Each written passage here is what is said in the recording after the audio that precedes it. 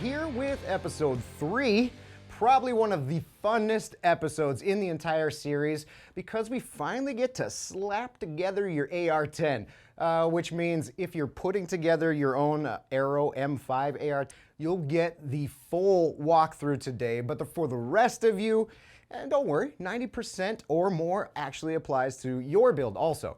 Actually, come to think of it, it applies to AR-15 too. So we will walk through each part. We'll talk about AR-15 compatibility, share our most intimate tips and tricks, and then send you off to the races. First things first, how about a tool breakdown? Do you need to drop another Benjamin on tools designed specifically for AR-10s? No. But after a year or so of using a bunch of these real Avid tools, which is another local Minnesota company here, there are some gems that I wouldn't go without. And for the most part, the rest you already have at home or they have at the freight style cheap tool stores around you. In no particular order, these are the tools that we will be using over the next couple episodes. You'll want a medium persuader rubber mallet, probably a brass mallet similar to this for light work. A good pair of channel locks, preferably flat-faced like these spendy German ones. A couple small needle nose and some sort of drill driver bit set that has bits for Torx, Allen, flathead, and Phillips at a minimum. Don't forget an inch-pounds torque driver.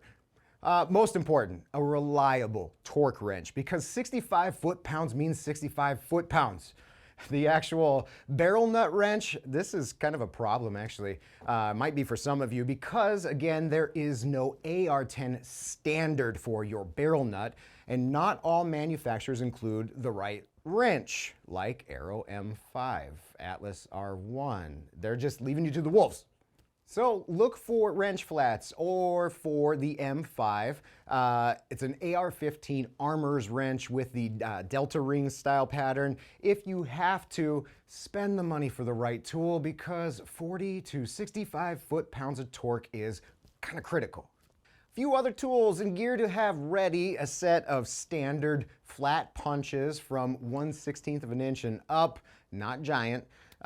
You can get the job done without an actual roll pin punch, but they do really help to make quick work, especially these specialized 3/32 real Avid punches. I always keep a little pick around because I have fat fingers. Some blue Loctite, Molly grease, aluminum black to cover up the inevitable scuff. Also need a couple of work rags, Q-tips, 1/4 inch drill bit, but not for drilling anything. You'll see it here in a bit.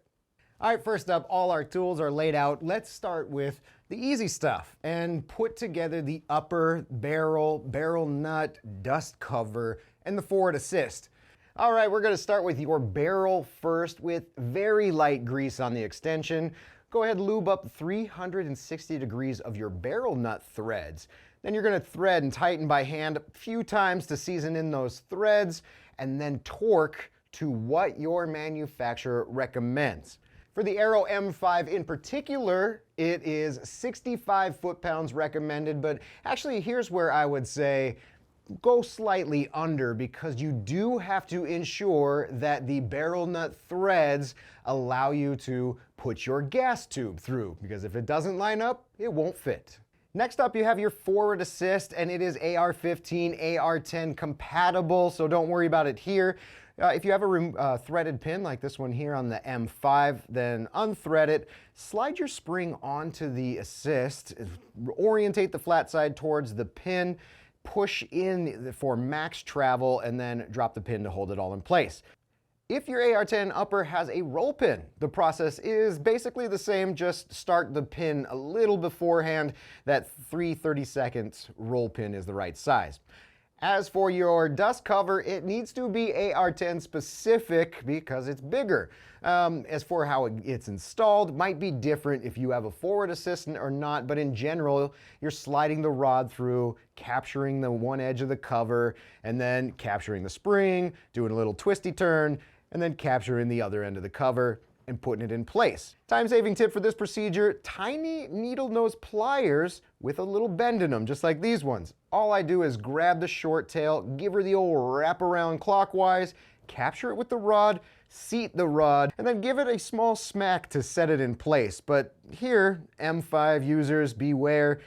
It might be real tight, but as long as your gas block lines, you're good to go. Let's set this upper aside for now, not installing the handguard just yet until we get gas and stuff on later. But now we're on to the best part, outfitting your lower. Now, we all know how limited we are at showing or talking about a few fully legal parts and pieces, so here's what we'll do. I'll go through part by part, share some of those secret squirrel tips if we have any, and while we all sit back and kind of watch these parts come together. All right, let's start at the tippy tip of the lower and with the front pivot pin. First tip, entire parts kits, guys. They are your friend here. Maybe even grab an extra. There's parts that you might not use in them because maybe you have something else sexier picked out, but if you lose one spring or detent, you're dead in the water until a new one comes. I actually lost a spring on this build, but I mixed and matched some parts from this Armaspec AR-10 kit and the Aero kit because detents, springs, a few other pieces, they're just going to be the same. All right, on to your pivot pin. There are tools just for this purpose because this is the top offender for springs and detents flying across the room.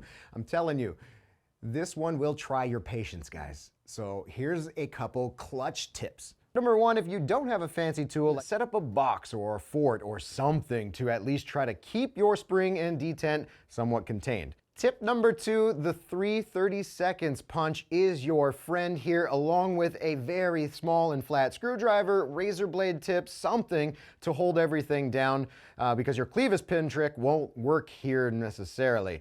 But this is where that drill bit trick comes in. For trick number three, it's a little complicated, might take a little practice, but all of the steps in detail over on that Knowledge Center. Go check it out. Your AR-10 mag catch, it is next. Not the same as your AR-15s.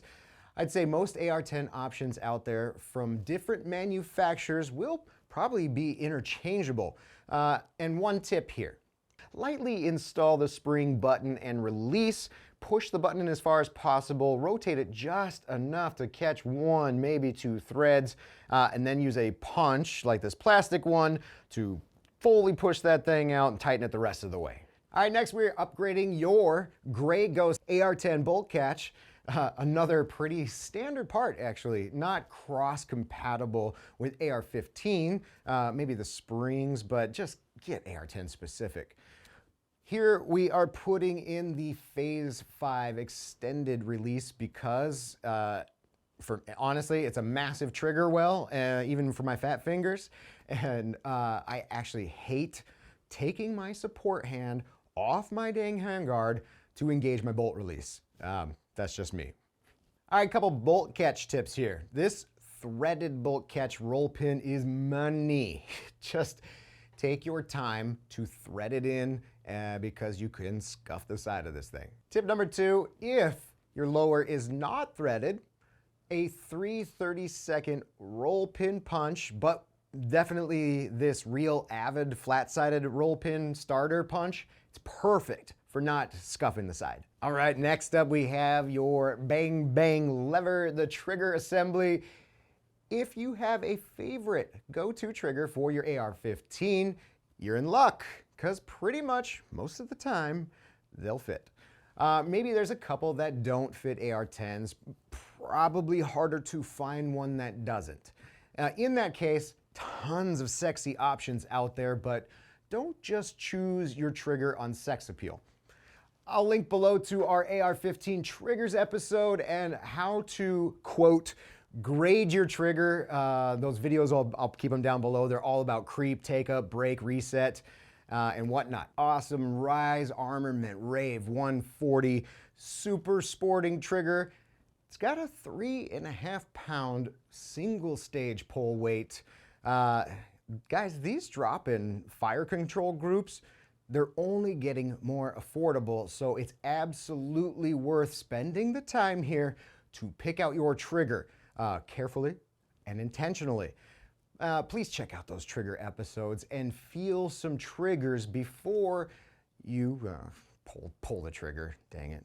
Next lower part here is AR-15, AR-10 compatible all day, or at least 95% of the day, your safety selector. And this one hits close to home for me because the forward assist always gets in my way on my trigger side. So a phase 5 with 2 selector lever sizes is what we're going with here. Means that I can comfortably engage with my thumb or the meatier part of my trigger finger. It's not for everyone, it's critical for me. All right, tips for your safety. Number 1, have your favorite pistola grip ready to install immediately after your safety, and actually in this case of the M5, immediately after your takedown pin also. Just like your AR-15, your pistol grip will hold the safety spring and detent in place, giving you that tactile clip when you switch from safe to semi. We covered this in depth in our episode 8. All right, we made it to the rear takedown pin, but this one's a little different than your run-of-the-mill mil-spec AR-15 takedown, particularly on this Aero M5. Instead of the spring and detent coming from the rear, which requires you to catch and hold it in place with the end plate and the castle nut, this one is held in place similar to your safety. Couple more quick tips on takedown pins. The takedown pin, always a smaller one, but the spring, the detent, they are the same for both. The detent, it goes both ways, guys, so don't worry which way you drop it in, but drop it in first in this case. Also in this case, you're going to put your spring for your takedown pin in right now, and then just like you normally would, lock it all in place with your grip. Guys, next up we have your retainer and spring for the buffer, and it's actually, we're going to bring this one to a close today because the next episode right over here, it's all about gas block, buffer springs, buffer weights, BCGs, charging handles, a little bit about the right stock, everything you can slap on your AR-10